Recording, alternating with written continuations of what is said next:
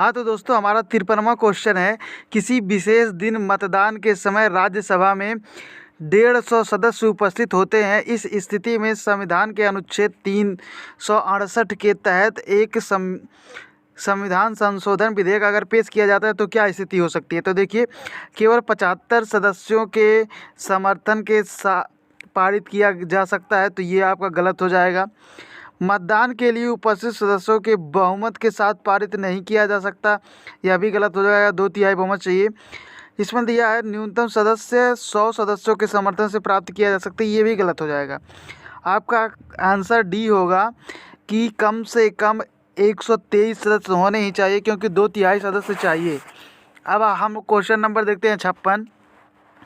नागरिकता अधिनियम 1955 के तहत नागरिकता खोने के संदर्भ में निम्नलिखित कथनों पर विचार कीजिए। इसमें दिया है, जब कोई व्यक्ति भारतीय नागरिकता त्याग देता है तो उस व्यक्ति की प्रत्येक अवैध संतान भी भारतीय नागरिकता समाप्त हो जाती है। सही है। जब कोई भारतीय नागरिक स्वेच्छा से किसी अन्य देश की नागरिकता ग्रहण कर लेता है तो उसकी नागरिकता स्वतः ही समाप्त हो जाती है। ये भी विकल्प आपका सही है, तो आपका आंसर हो जाएगा सी। अब हम नेक्स्ट क्वेश्चन की तरफ चलते हैं। हाँ तो हमारा क्वेश्चन 54 नंबर का क्वेश्चन है, भारत की संविधान सभा के संदर्भ में निम्नलिखित कथनों पर विचार किए। तो पहला दिया है संघ शक्ति समिति, ये तो सही है, पंडित जवाहरलाल नेहरू थे।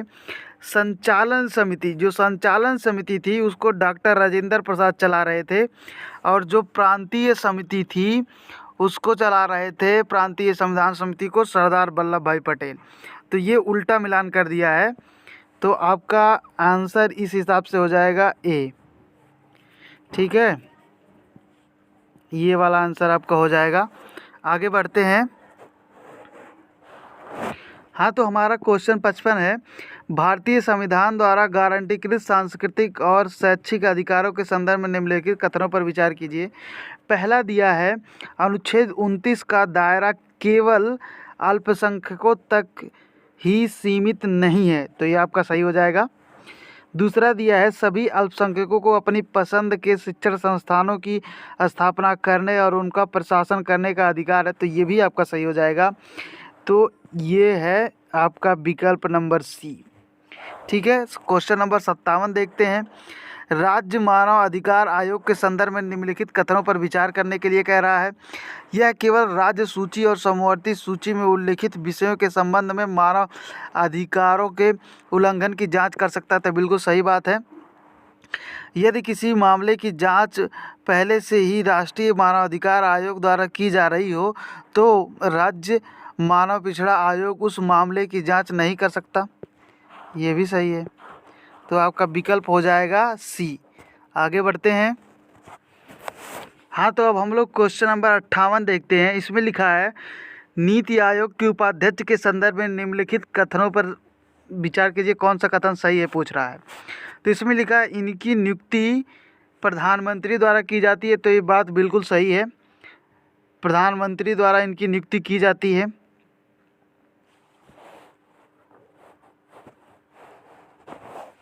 दूसरा कथन दिया है, इनका पद राज्य मंत्री के समकक्ष होता है, तो राज्य मंत्री के समकक्ष नहीं होता है, कैबिनेट मंत्री के समकक्ष होता है, तो ये गलत हो जाएगा आपका। तीसरा दिया है, वह क्षेत्रीय परिषदों की बैठकों की अध्यक्षता करते हैं, तो ये भी आपका गलत हो जाएगा, तो आपका आंसर हो जाएगा सी। क्षेत्रीय परिषदों की बैठक कौन करता है, तो गृह मंत्रालय यानी कि गृह मंत्री करते हैं। ये आप देखिए नेक्स्ट क्वेश्चन। हाँ तो 61 क्वेश्चन नंबर 61 देखते हैं हम लोग। इसमें लिखा है, भारतीय मानक ब्यूरो के संदर्भ में निम्नलिखित कथनों पर विचार करना है और बताना है कौन सा कथन सही है। तो देखिए, यह भारतीय मानक ब्यूरो अधिनियम 1986 के तहत स्थापित एक सांविधिक निकाय है, तो ये बात समझ में आ गया होगा कि कानून से बनाया गया है, तो बिल्कुल सही है।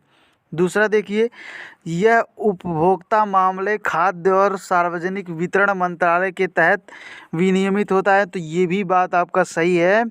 आप लोग देख सकते हैं लिखा होता है बोरे पे, तो ये आपका हो गया क्वेश्चन नंबर सी, मतलब आंसर सी उसका हो गया। अब नेक्स्ट क्वेश्चन पर बढ़ते हैं हम लोग। क्वेश्चन नंबर 59 देखते हैं। सरकार की अध्यक्षीय प्रणाली के संदर्भ में निम्नलिखित कथनों पर विचार करने के लिए कह रहा है। पहला देखिए, राष्ट्रपति सरकार का वास्तविक प्रमुख होता है, तो ये बात सही है। जब अध्यक्षीय प्रणाली की बात होगी तो राष्ट्रपति प्रमुख हो जाएगा। दूसरा दिया है, राष्ट्रपति विधायिका के प्रति उत्तरदायी होता है, गलत है। ये विधायिका के प्रति उत्तरदायी नहीं होता, इसीलिए अमेरिका में आप देखते होंगे टकराव होता रहता है। तो ये क्वेश्चन आपका गलत हो जाएगा, मतलब ये स्टेटमेंट आपका गलत हो जाएगा।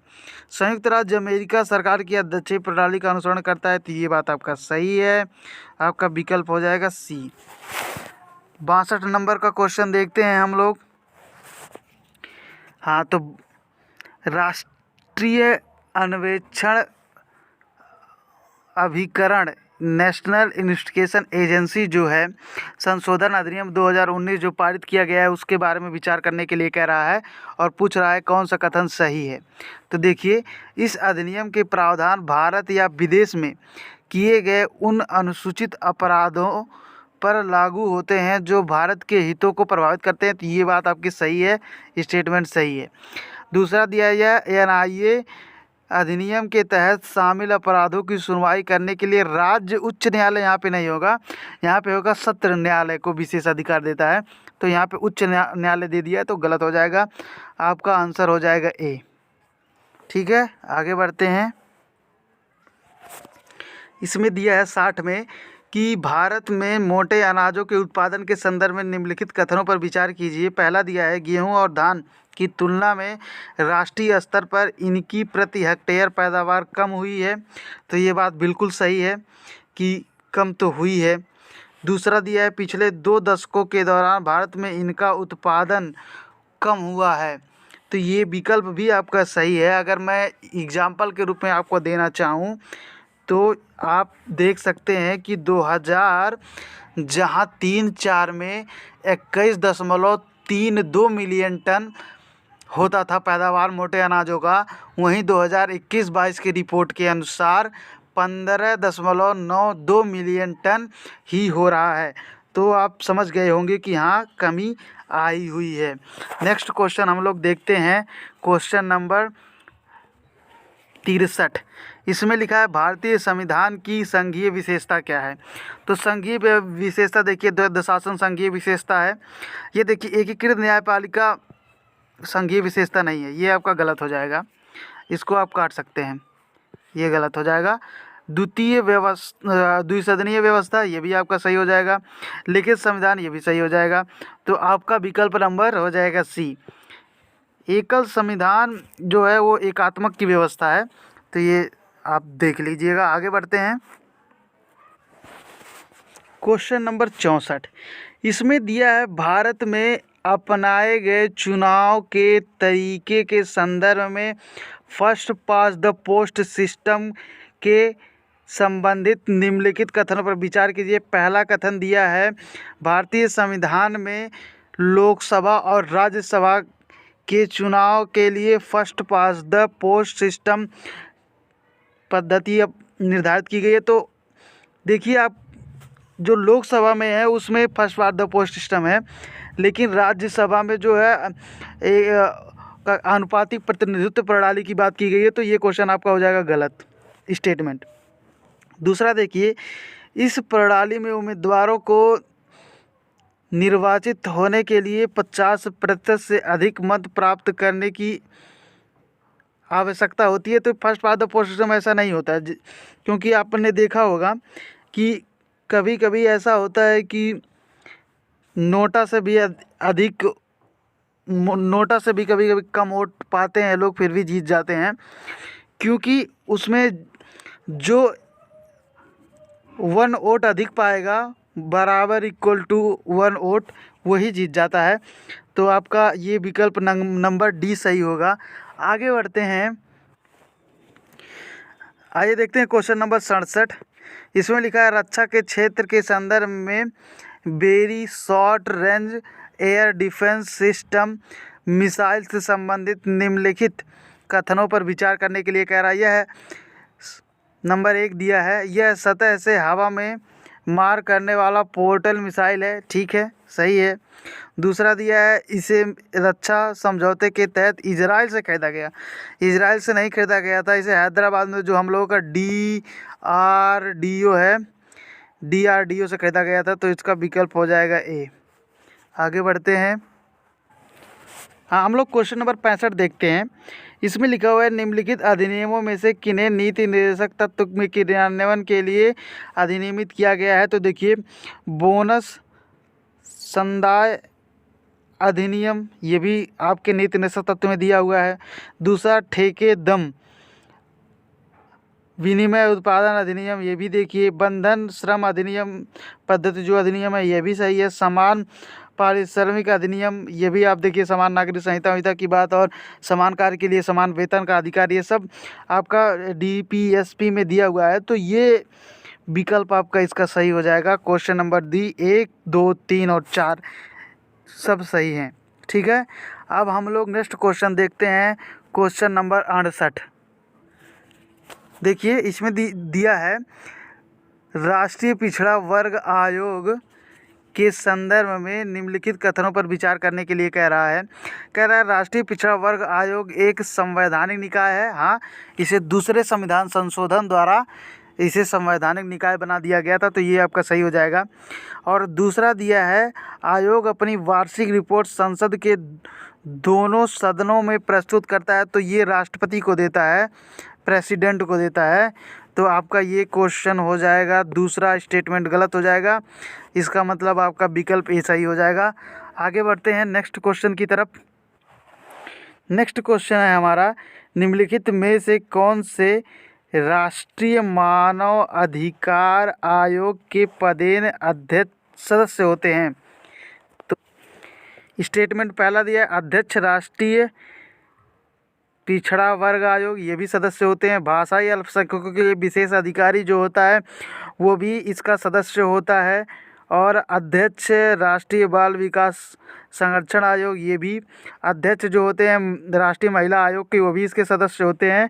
और दिव्यांगजन व्यक्तियों के लिए मुख्य जो आयुक्त होता है वह भी इसका सदस्य होता है। तो आपका ये विकल्प डी हो जाएगा। इसको आप रट लीजिएगा, जहन में बैठा लीजिएगा जहाँ तक बैठा पाए, ताकि आपको पीटी में कोई दिक्कत ना हो। आगे बढ़ते हैं, हम लोग देखते हैं क्वेश्चन नंबर 69। देखिए, इस क्वेश्चन में दिया है किसी राज्य में राष्ट्रपति शासन के प्रवर्तन के दौरान राष्ट्रपति को प्राप्त असाधारण शक्तियों के संदर्भ में निम्नलिखित कथनों पर विचार कीजिए। पहला स्टेटमेंट दिया है वह राज्य सरकार के कार्यों और राज्यपाल या राज्य के किसी अन्य कार्यकारी प्राधिकारी की शक्तियों को ग्रहण कर सकता है, तो ये बात बिल्कुल सही है।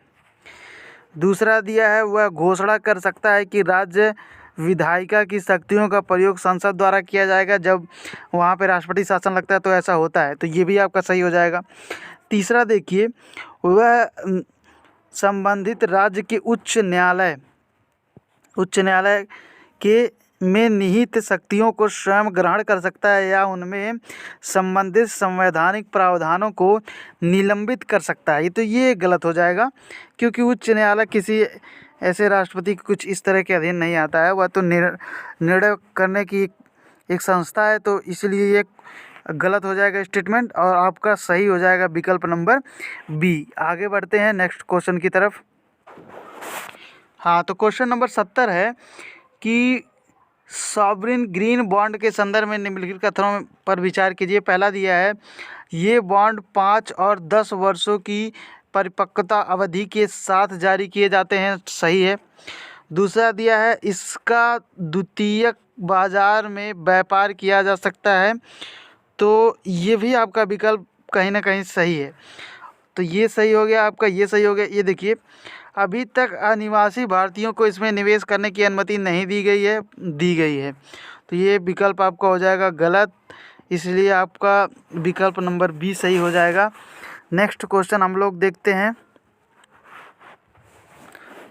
देखिए, दिखा है लोकायुक्त पद के संदर्भ में निम्नलिखित कथनों पर विचार कीजिए। दिया है लोकायुक्त पद का गठन सर्वप्रथम 1971 में महाराष्ट्र में हुआ था, तो ये आपका सही है। दूसरा दिया है किसी राज्य के लोकायुक्त की नियुक्ति सदैव संबंधित राज्य के उच्च न्यायालय के मुख्य न्यायाधीश द्वारा की जाती है। तो ये आपका गलत हो जाएगा, उच्चायुक्त की नियुक्ति नहीं करता है उच्च न्यायालय। देखिए, लोकायुक्त द्वारा की गई सिफारिशें मात्र सलाहकारी प्रकृति की होती हैं और वे राज्य सरकार के लिए बाध्यकारी नहीं होती। ये बात बिल्कुल सही है। अगर बाध्यकारी होती तो आज तक बहुत कुछ सुधर चुका होता। तो इसीलिए आपका ये क्वेश्चन जो है वो गलत हो जाएगा दूसरा वाला, और तीसरा वाला सही हो जाएगा। तो आपका विकल्प नंबर ये डी जो है ये सही हो जाएगा, विकल्प नंबर डी होगा। आगे बढ़ते हैं, 71 का क्वेश्चन देखते हैं। निर्वाचन आयोग की स्वतंत्रता और निष्पक्षता के संदर्भ में निम्नलिखित कथनों पर विचार करना है। इसमें दिया है संविधान में निर्वाचन आयोग के सदस्यों की अर्हताएं निर्धारित नहीं की गई हैं। तो ये बात सही है, संविधान में तो नहीं की गई हैं। दूसरा दिया है संविधान में निर्वाचन आयोग के सदस्यों के कार्यकाल को निर्दिष्ट किया गया है। तो ये आपका गलत है, नहीं किया गया है। ये देखिए, संविधान में सेवानिवृत्ति के बाद निर्वाचन आयुक्तों को सरकार द्वारा अन्य दूसरी नियुक्तियों पर रोक नहीं लगाई गई है। तो ये भी आपका सही है, तो हो जाएगा विकल्प आपका डी आंसर। नेक्स्ट क्वेश्चन देखते हैं। देखिए, क्वेश्चन नंबर 73 दिया है, जिला अपराध प्रबंधन प्राधिकरण के संदर्भ में निम्नलिखित कथनों पर विचार करना है। दिया है कि जिला अपराध प्रबंधन प्राधिकरण का पदेन अध्यक्ष जिला मजिस्ट्रेट होता है। ये बात सही है। दूसरा दिया है जिला अपराध प्रबंधन प्राधिकरण के मुख्य कार्यकारी अधिकारियों की नियुक्ति राज्य सरकार द्वारा की जाती है। तो दोनों ही विकल्प आपका सही है, तो आपका विकल्प नंबर डी हो जाएगा। आगे बढ़ते हैं नेक्स्ट क्वेश्चन की तरफ। हाँ, तो हम लोग देखते हैं 74, निम्नलिखित में से कौन से संवैधानिक संशोधन अनुच्छेद 368 की सीमा से बाहर हैं। तो देखिए, पहला, राज्यों में विधान परिषदों की समाप्ति, ठीक है। नंबर 2, संसद और राज्य विधानमंडलों का निर्वाचन। ये दोनों जो है वो संवैधानिक संशोधन अनुच्छेद 368 से बाहर है। बाकी राष्ट्रपति का चुनाव इसी में शामिल हो जाता है। तो आपका आंसर हो जाएगा बी। और अगर हम इसमें थोड़ा सा एक्सप्लेन करना चाहें कि जो इसमें आता है 368 से बाहर जो जो आते हैं, उसमें आप देख सकते हैं संसद और राज्य विधानमंडल का निर्वाचन भी है, ठीक है, और राज्य परिषदों के निर्माण या उनकी समाप्ति के बारे में भी है। तो ये दोनों विकल्प आपके हैं ऐसे। अब आते हैं नेक्स्ट क्वेश्चन पर। और भी सारे इसमें दिए गए हैं, आप उसमें पढ़ सकते हैं, लक्ष्मीकांत के बुक में उसमें दिया गया है। आगे अगर हम लोग बढ़ें और क्वेश्चन नंबर 77 देखते हैं। 77 का क्वेश्चन है, प्रत्यक्ष लोकतंत्र के संदर्भ में निम्नलिखित युग्मों पर विचार करने के लिए कह रहा है। परिपृच्छा जो है, इसका अर्थ होता है एक ऐसी प्रक्रिया जिसके जरिए सीधे मतदान द्वारा विधायिका व्यवस्था स्थापित की होती है, ठीक है। तो ये विकल्प आपका सही है। प्रत्यावर्तन जो है यह एक ऐसा तरीका है जिसके द्वारा लोक महत्व के किसी मुद्दे पर लोगों की राय ली जाती है, ये गलत है। जनमत संग्रह एक ऐसा तरीका है जिसके द्वारा मतदान किसी प्रतिनिधि को उसके कार्यकाल की समाप्ति से पहले हटा दिया जाता है, तो ऐसा नहीं है। जनमत संग्रह का मतलब ये होता है कि वहाँ की जनता से पूछा जाएगा कि आप इसमें मिलना चाहते हैं या नहीं मिलना चाहते। जन की मत क्या है, जन का जनमत संग्रह कराने का मतलब है कि उसमें किसके पक्ष में ज़्यादा पब्लिक है, इसका मतलब ये होता है। तो आपका विकल्प नंबर ए सही होगा। आगे बढ़ते हैं नेक्स्ट क्वेश्चन की तरफ। 75 नंबर का क्वेश्चन है कि भारत की संविधान सभा के संदर्भ में निम्नलिखित कथनों पर विचार कीजिए। दिया है, प्रांतों को उनकी जनसंख्या के अनुपात में सीटें आवंटित की गई। दूसरा दिया है कि देशी रियासतों के प्रतिनिधियों का चयन रियासतों के प्रमुख द्वारा किया जाता था। नेक्स्ट दिया है संविधान सभा के निर्वाचन का आयोजन स्वतंत्रता के बाद किया गया। तो स्वतंत्रता के बाद नहीं, 1934 में ही किया गया था इसका M.N. रॉय के द्वारा। तो ये विकल्प आपका गलत हो जाएगा। तो जहाँ जहाँ तीसरा है उसको आप अगर गलत करेंगे तो आपका विकल्प नंबर बी होना चाहिए करेक्ट। ठीक है, विकल्प नंबर बी आप मान सकते हैं सही है। नेक्स्ट क्वेश्चन की तरफ आगे बढ़ें।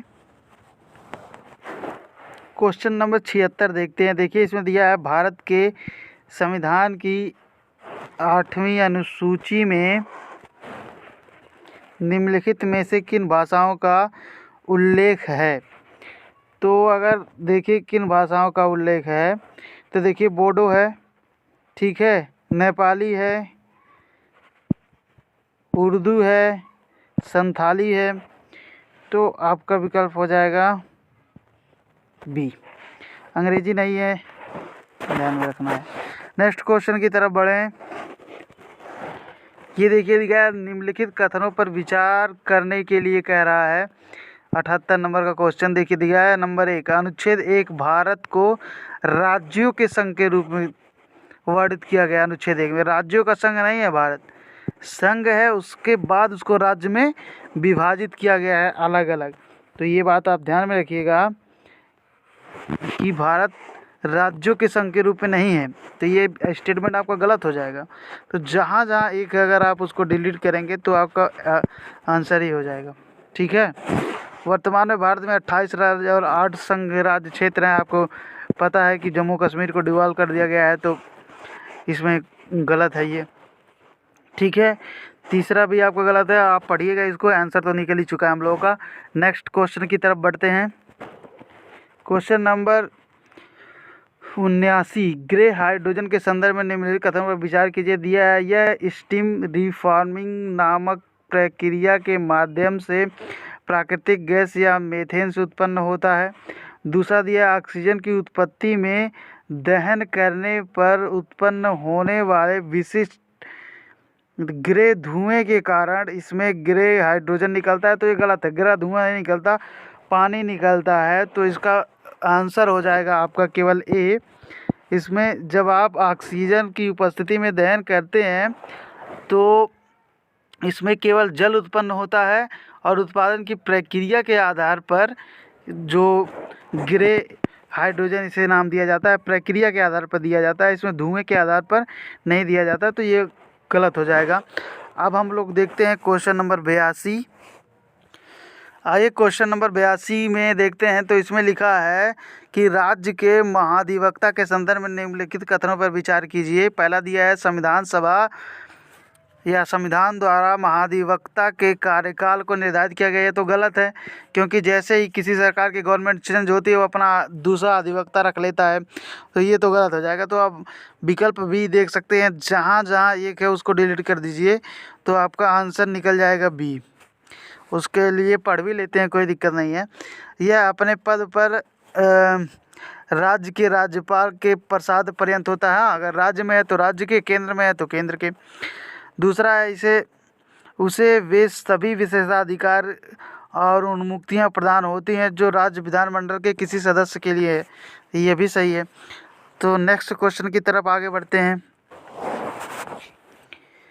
क्वेश्चन नंबर 80 का देखिए, इसमें लिखा है भारतीय संविधान के विकास के संदर्भ में निम्नलिखित कथनों में से किस अधिवेशन में पहली बार, इसको आप अंडरलाइन कर लीजिएगा कि पहली बार केंद्रीय बजट को प्रांतीय बजट से पृथक कर दिया गया और प्रांतीय विधानसभाओं को अपना बजट स्वयं बनाने के लिए अधिकृत किया गया।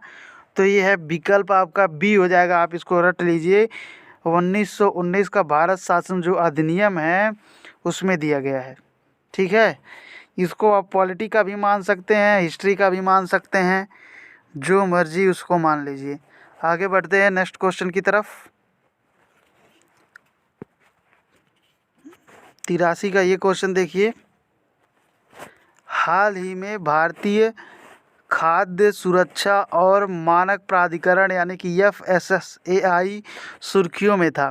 FSSAI के निम्नलिखित में से किस मंत्रालय के अंतर्गत आता है? तो आपका यह आता है स्वास्थ्य और परिवार कल्याण मंत्रालय के अंतर्गत। इसको रट लीजिए ऐसे, क्योंकि ये रटना ही पड़ेगा। इस तरह के जो क्वेश्चन आते हैं फैक्चुअल क्वेश्चंस, उनको रटना ही पड़ता है। आगे बढ़ते हैं नेक्स्ट क्वेश्चन में, देखते हैं क्या दिया है क्वेश्चन। हाँ, तो 81 का देखते हैं। प्रधानमंत्री गरीब कल्याण अन्न योजना के संदर्भ में निम्नलिखित कथनों पर विचार कीजिए। यदि यह राष्ट्रीय खाद्य सुरक्षा अधिनियम के तहत शामिल अंत्योदय अन्न योजना और प्राथमिकता वाले परिवारों के लाभार्थियों को निःशुल्क, ये बात अंडरलाइन कर दीजिए, निःशुल्क प्रदान करने के लिए एक एकीकृत खाद्य सुरक्षा योजना है। तो ये बात बिल्कुल सही है, अभी जल्द ही इसको किया गया है।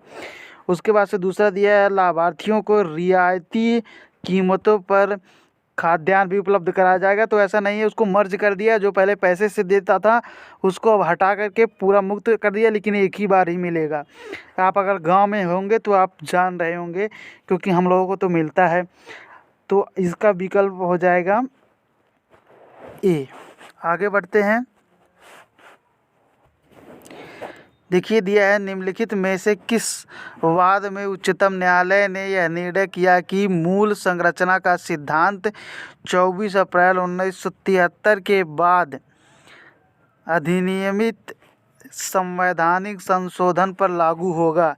तो ये मैंने पहले गलत लगाया था, लेकिन बाद में मुझे पता चला कि यह है वामन राव वाद 1981 के तहत। तो ये भी फैक्चुअल है, आप इसको रट सकते हैं। और विजन IAS की टेस्ट सीरीज में या फिर विजन का जो मंथली मैगजीन आता है उसमें भी दिया होगा। तो आगे बढ़ते हैं नेक्स्ट क्वेश्चन की तरफ।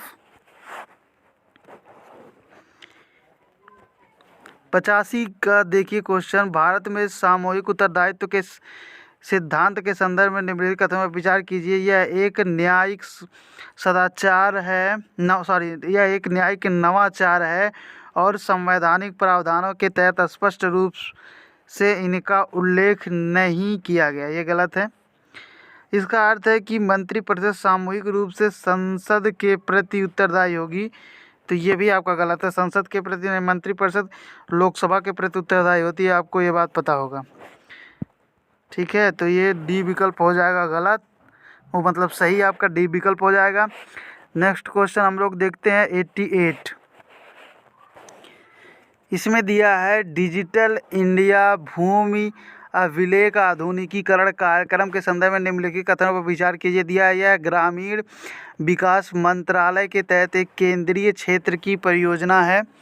केंद्रीय क्षेत्र की परियोजना से तात्पर्य होता है कि इसमें 100% भागीदारी जो होती है वो केंद्र सरकार की होती है। और दूसरा दिया है इसका उद्देश्य भूमि अभिलेखों का कंप्यूटरीकरण करना है। तो बिल्कुल सही है, जिनका खेत के कागजात नहीं है उनको सरकार कागजात बना कर दे रही है, ताकि बाद में किसी भी तरह का दिक्कत न आए उनको। तो ये विकल्प आपका सही हो जाएगा। ठीक है, आपका विकल्प नंबर सी सही हो जाएगा। आगे बढ़ते हैं, ये सब सामान्य क्वेश्चन हैं जो आप लोग गांव में भी देखते होंगे इन सब प्रक्रियाओं को, तो ध्यान से ऑब्जर्व करेंगे तो एग्ज़ाम में गलती नहीं होगा। आगे बढ़ते हैं, देखिए इसमें लिखा हुआ है कि निम्नलिखित में से किन देशों में सरकार की संघीय व्यवस्थाएं हैं। तो देखिए पहले भारत में संघीय व्यवस्था है, आपको पता है। दूसरा आप देखिए यूनाइटेड किंगडम में संघीय व्यवस्था नहीं है, तो ये गलत कर दीजिए आप। बाकी इसमें ब्राज़ील में भी है और मॉस्को में भी है, तो आपका विकल्प हो जाएगा बी। ये फैक्चुअल है क्वेश्चन, आपको पता ही है। नेक्स्ट क्वेश्चन देखते हैं हम लोग कि 89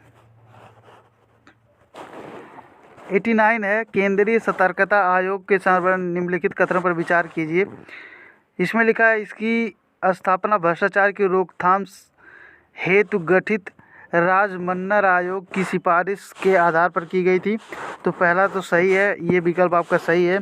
तो पहला जहाँ जहाँ है उसको रखिए, बाकी डिलीट कर दीजिए। तो दो विकल्प आपका हट गया, 50-50 का चांस बन गया। नेक्स्ट में देखिए, सतर्कता आयुक्त केंद्र या राज्य सरकार के तहत किसी भी पद के लिए अर्हक नहीं है। ठीक है, ये सही है। दूसरा, अब देखिए अगर ये सही हो गया तो आपका विकल्प ऐसे ही डी हो जाएगा। लेकिन तीसरा पढ़ लेते हैं।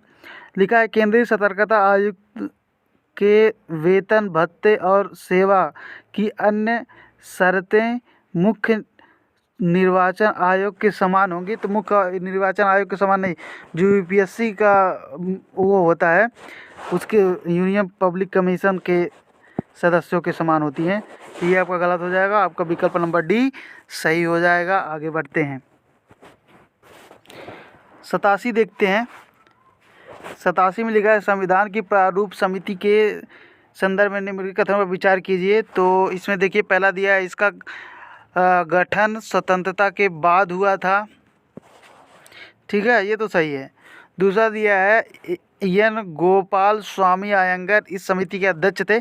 तो अभी हमने पहले देखा कि प्रारूप समिति के अध्यक्ष कौन थे, तो डॉक्टर भीमराव अंबेडकर थे। तो ये विकल्प आपका गलत हो जाएगा ना, क्योंकि ऊपर हमने क्वेश्चन में देखा है। तो ये हो गया आपका 87 का ए। अब क्वेश्चन नंबर 90 देखते हैं। इसमें देखिए वस्तु एवं सेवा कर परिषद के संदर्भ में निम्नलिखित कथनों पर विचार करना है। वस्तु एवं सेवा कर परिषद एक संवैधानिक निकाय है। हाँ, तो ये बिल्कुल सही है, क्योंकि 101वां संविधान संशोधन करके इसे संवैधानिक बना दिया गया था। तो आप इसको करेक्ट कर सकते हैं। 101वां संविधान संशोधन भी याद रखिएगा। दूसरा दिया है केंद्रीय राजस्व सचिव इस परिषद के पदेन सचिव के रूप में कार्य करते हैं। तो ये भी सही है। तो ये हो गया। इसका अध्यक्ष वित्त मंत्रालय के वित्त मंत्री होते हैं, ये भी आपको पता है। आगे बढ़ते हैं।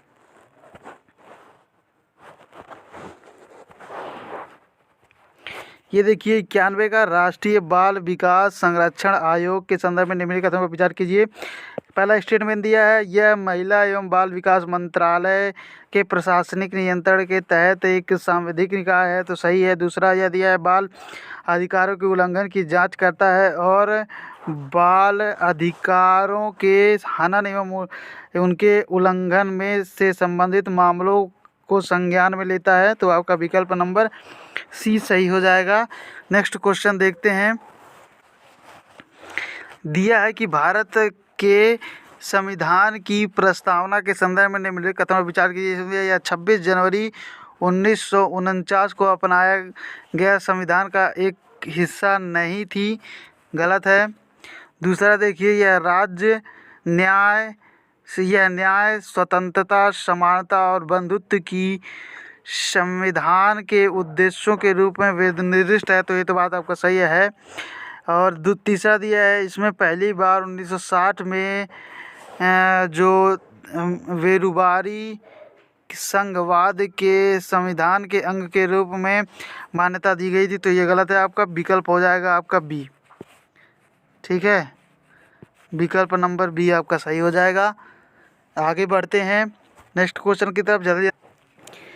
ये देखिए 52 क्वेश्चन केंद्रीय सूचना आयोग के संबंध में निम्नलिखित कथनों पर विचार करने के लिए कह रहा है केंद्रीय सूचना आयोग एक सांविधिक निकाय है जिसकी स्थापना 2005 में सूचना के अधिकार अधिनियम के तहत की गई थी। ये क्वेश्चन बिल्कुल सही है। स्टेटमेंट दूसरा दिया है आयोग में एक मुख्य सूचना आयुक्त और अधिकतम 10 सूचना आयुक्त होते हैं। सही है दोनों। तो इसको आप देख लीजिएगा। तो उसमें दिया है लक्ष्मीकांत में। नेक्स्ट क्वेश्चन हम लोग देखते हैं 95 का देखिए हाल ही में भारतीय पुरातत्व सर्वेक्षण नालंदा महाविहार के एक वस्तु की स्फूत की खोज की गई। इस संदर्भ में नालंदा महाविहार के से संबंधित निम्नलिखित कथनों पर विचार करने के लिए कह रहा है वेदसांग और इत सिंह दोनों ने इसका दौरा किया था। ये सही है। दूसरा दिया है इसे गुप्त और पाल दोनों राजवंशों का संरक्षण प्राप्त हुआ था। ये भी सही है आपका। यह भारत के विश्व धरोहर में भी है, मतलब जो यह यूनेस्को की विश्व धरोहर में है। तो ये तो है ही। आपने देखा होगा G20 के दौरान इसी नालंदा विश्वविद्यालय का फ़ोटो भी बार बार दिखाया जा रहा था। आगे बढ़ते हैं। ये देखिए क्वेश्चन नंबर 93 बहुत ही सही क्वेश्चन है, DPSP से क्वेश्चन है। तो देखिए, कुटीर उद्योग को प्रोत्साहन अनुच्छेद 40 नहीं, अनुच्छेद 43 में दिया गया है 43 में। तो ये आपका गलत हो जाएगा स्टेटमेंट। इसमें देखिए, गोवध पर रोक, ये अनुच्छेद 48 में दिया गया है, ये भी आपका गलत हो जाएगा। और तीसरा दिया गया है कि वन और वन्य जीवों की रक्षा 48 में, तो ये सही हो जाएगा आपका सी, इसका आंसर होगा। देखते हैं क्वेश्चन नंबर 96। देखिए, इसमें दिया है भारतीय संविधान का अनुच्छेद 51A मूल कर्तव्य से संबंधित उपबंध प्रदान करता है और इस संदर्भ में निम्नलिखित में से अधिनियम का कुछ मौलिक कर्तव्यों के क्रियान्वयन पर प्रभाव पड़ता है। तो देखिए, राष्ट्रीय गौरव अपमान निवारण अधिनियम पर भी प्रभाव पड़ेगा, क्योंकि राष्ट्रीय गौरव की बात की गई है, शुभ शांति की बात की गई है। उसके बाद से देखिए, इसमें ये वन्यजीव अधिनियम, तीसरा दिया है विधि विरुद्ध क्रियाकलाप निवारण अधिनियम। तो ये जो चारों हैं ना, ये चारों प्रभावित कहीं ना कहीं होंगे इस मूल कर्तव्य से। तो ये चारों आप याद रख लीजिएगा, और भी हैं ऐसे कानून। तो आगे बढ़ते हैं नेक्स्ट क्वेश्चन की तरफ।